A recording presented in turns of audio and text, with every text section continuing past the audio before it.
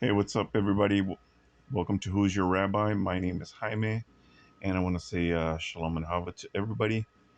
So today we're going to continue with um, the concept or the topic of light, and we're going to focus on the Gospel of Matthew in Matthew 5, verses 14 through 16.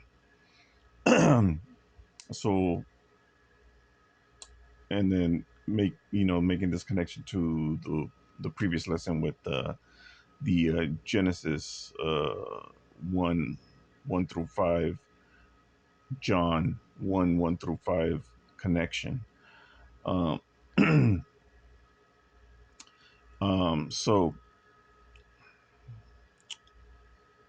before we actually read the actual scriptures and focus on the topic, um, just a little bit of background. The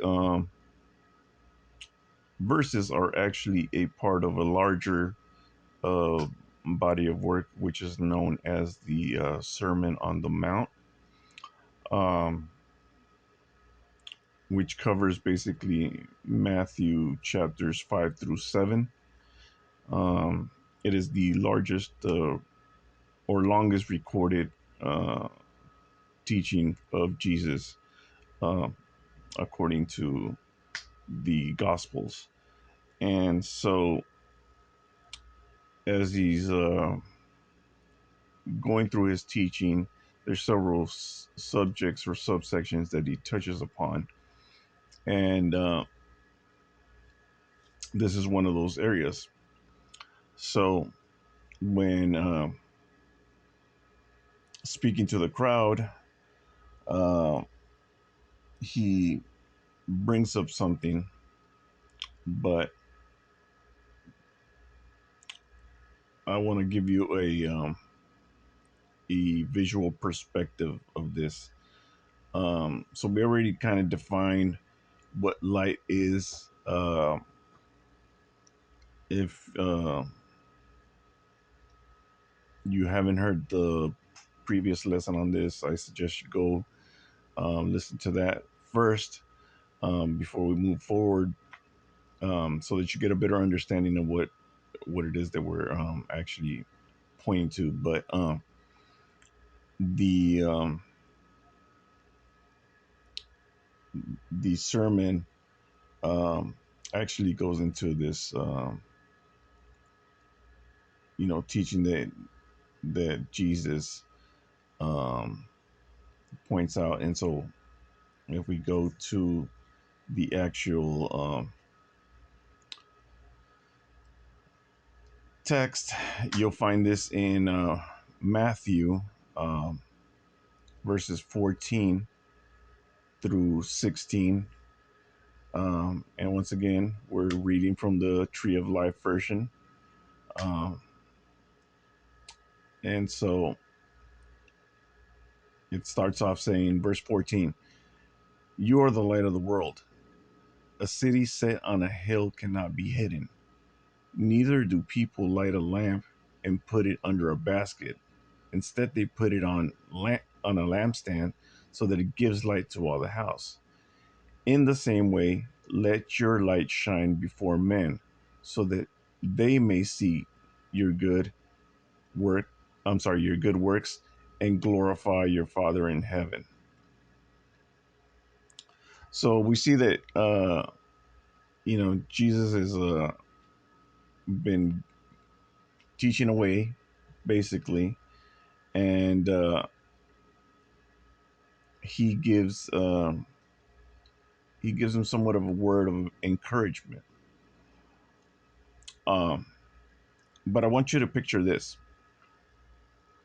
Once you actually analyze the location where this took place, it makes even more sense. Um, so the location where this takes place is somewhere um, in the plain lands, and so what's not? not plains, I should say, in the outskirts of Jerusalem, but where you have a clear view of the city. It's not close by, but it's not relatively a long distance either, especially by today's standards, where you can travel by car or a different various modes of transportation. Um, and so let's just say that the area where this took place um, has somewhat of a amphitheater like um,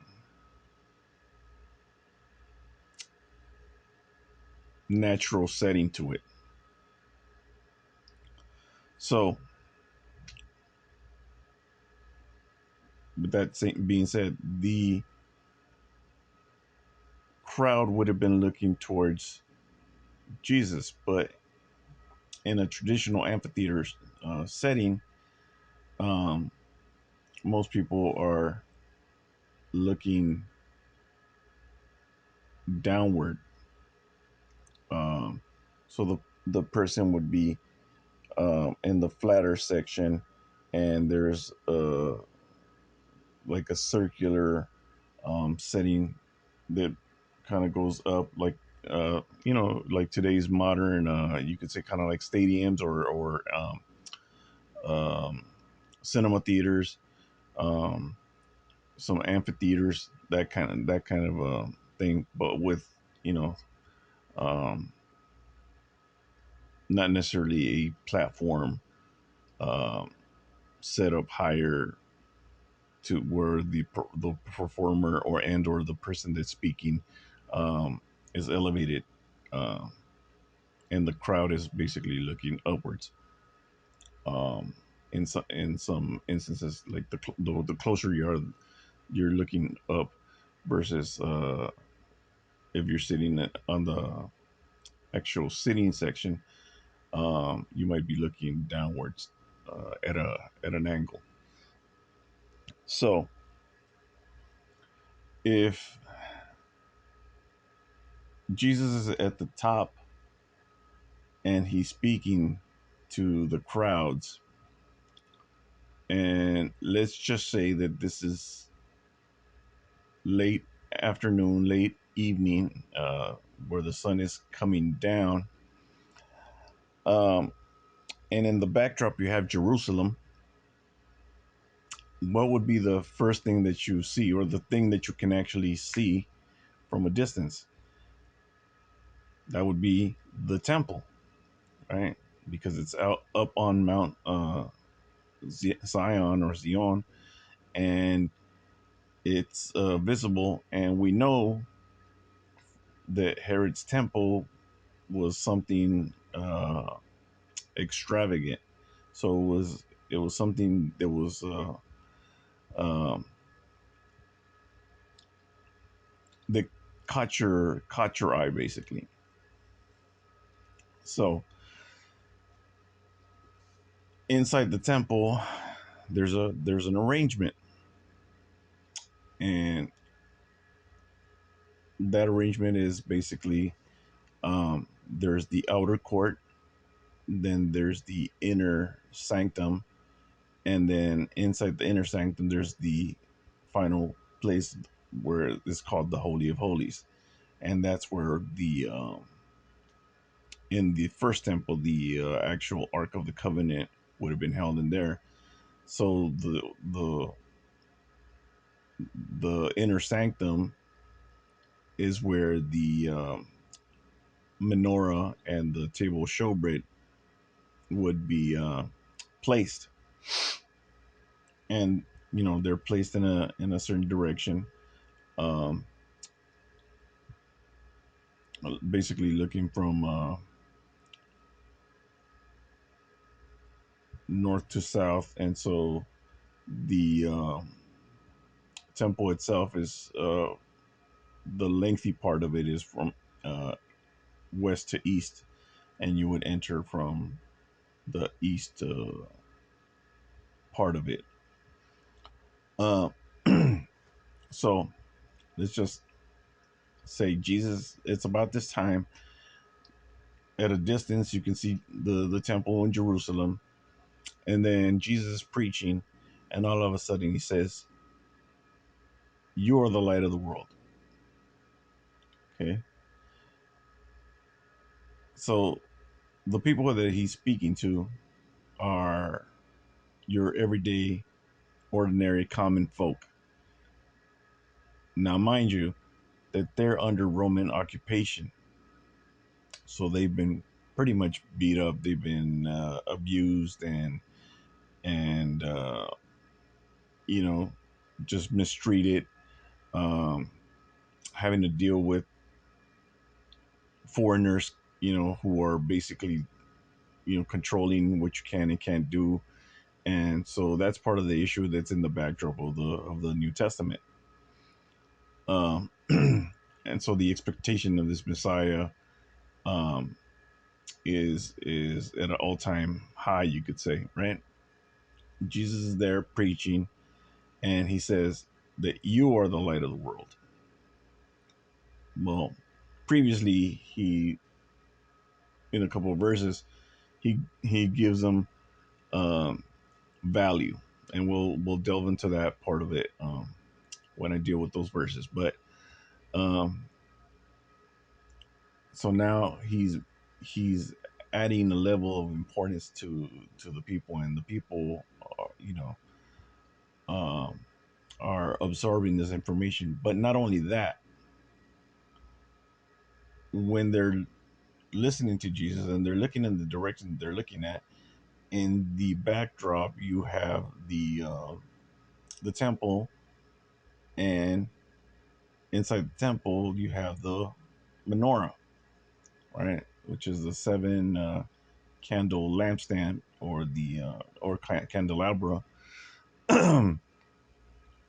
which has to have eternal flame, basically, keep going. So there was a lot of preparation that went behind it, and so the the priesthood had to constantly make sure that this was, you know kept the fire kept going.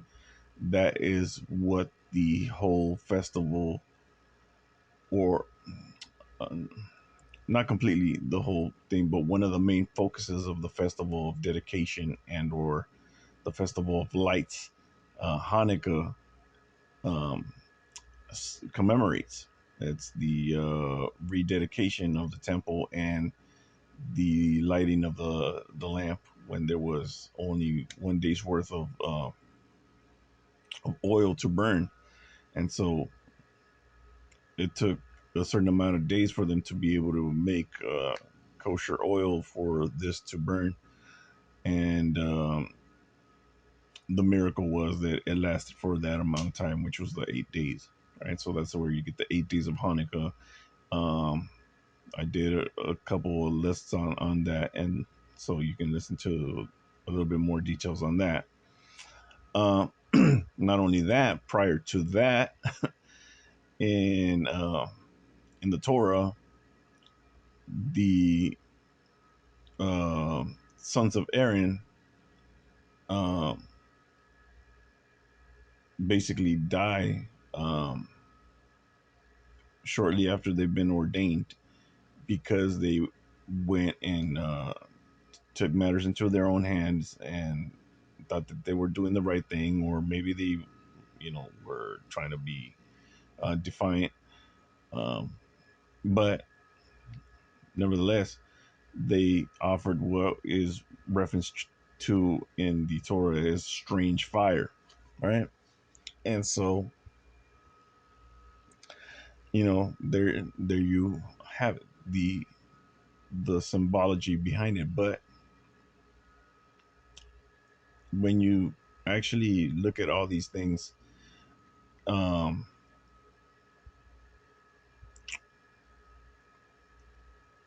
when you look at the setup of the inner sanctum and the way the furniture was arranged, uh, on the opposite end of the menorah was a panel that was made of gold, and so that panel would have caused a reflection of the light. But not only that, when you see it in the shadows, um, it would have resembled the burning bush, right? So it's a tree, which is the lampstand, which symbolizes the actual bush itself, but also it symbolizes the people of Israel. And the fact that it's, you know, has fire coming out of it, but it does not get consumed. That's the visual that you would get from a, you know, close perspective. That's the meaning behind, or one of the meanings behind the menorah. Now, the Hanukkah is a revised version for uh, the festival of dedications, um, and it's a nine branch menorah, but it basically spawns off of that and just, but it's only used for this season, right? And so, going back to the thing, when the people are looking at and listening to Jesus, they see the reflection in the backdrop, and that's where that second part of the verse makes more sense. Because if you just hear "You are the light of the world," but then he goes into the spiel about a city on a hill cannot be hidden, it doesn't really add up. Now, if the people are actually looking towards the city, what city is on a hill? Jerusalem. That's the center of the faith, and the politics and everything that's going on. So that's a focal point. Um, Remember, in Jewish tradition, um, they pray 3 times a day, facing towards the Jerusalem. And so, unless you're in the city, everybody else in the diaspora prays facing that direction because of, you know, the longing to return to Jerusalem. Um, and so this is also the and I believe I've referenced it before, but um, this is also where the Muslim tradition of facing Mecca comes from. Um, and so originally it wasn't Mecca, it was actually Jerusalem, and then after, you know, disputes and the what they considered the non-acceptance of the message by both Jews and Christians, they set their eyes towards an opposite direction, and nowadays they face towards what is the city of Mecca. Um, but there is some dispute as to whether that was always the case, and or if they actually faced in a different direction originally, and then once they Mecca was I guess built or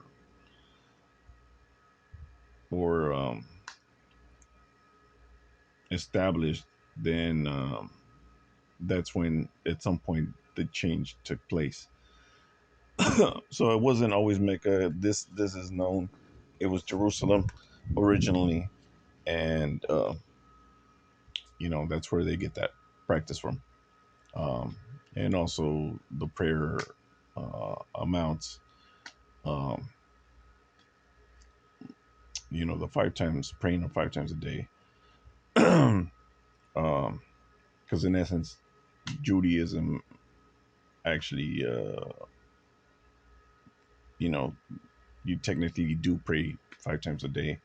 It's just the three main uh, core structured prayers groups that are emphasized. So we keep going. Um,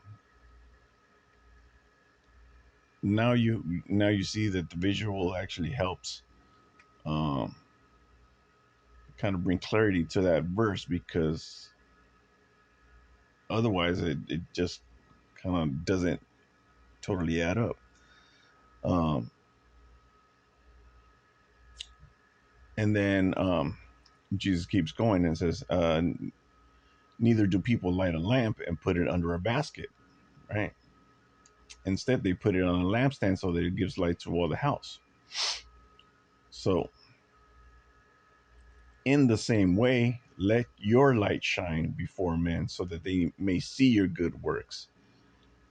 And by doing your good works, you glorify the Father in heaven. So I added a couple words there, but basically that's kind of what he's relaying. um, so just remember that when Jesus is teaching, he has a tendency to use his surroundings. He has a tendency, depending on who he's speaking to use common themes that would be known to those people uh, to prove his point. And so this is one of those cases, and it's just interesting. And it's not the only time he does this. He does this on several occasions. Um, just to give you a couple of them, when when they're in Caesarea Philippi, and he asks the disciples about who do they say that he is, and then he goes into he gets an answer from Kepha, and he makes a certain statement, and it has to do with the backdrop, so it would have had much more impact than just listening to it, from a non visual standpoint, I guess. Excuse me. So here we go again. Common theme: the light of the world, the Mashiach, which we just explained in the previous lesson, is telling the common day, I mean, common folk, that they are the light of the world. And so, um, at the time when the people are receiving the message, and even, I mean, today, if that should hit you to an extent, but they would have had much more deeper impact, because like I said, if you look at the backdrop and everything that's going on in the surroundings, um, plus the person that's speaking to you is is is telling you basically that you're valuable and you have a purpose in life, and that purpose should make you want to do the good, then it has a much deeper impact um, on you. And so, I bet that it would have been a life changing experience for the people that were there, and it would have made a difference in the way they saw the things, that they um, were dealing with at the time.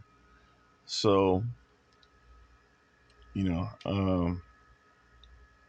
that's what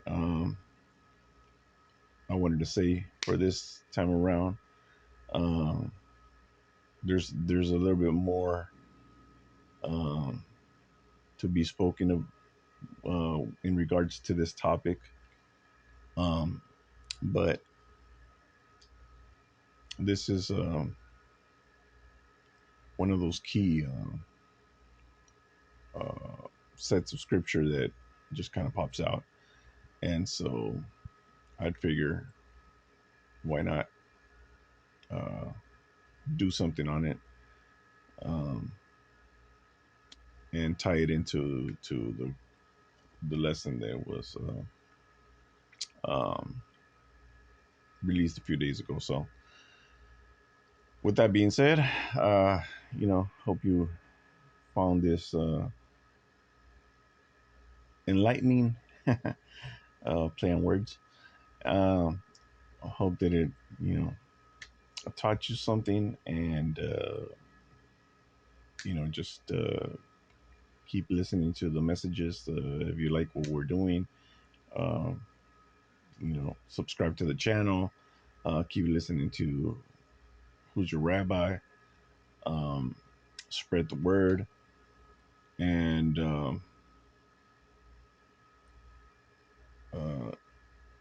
we'll continue to do the work, and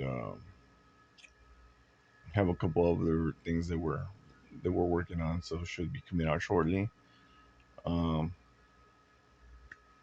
and that's about it. So thank you. Hope you enjoyed this. Uh, until next time, Shalom and Hava. And Psalm 122 says, Shahalu Shalom Yerushalayim. Pray for the peace of Jerusalem. Bye.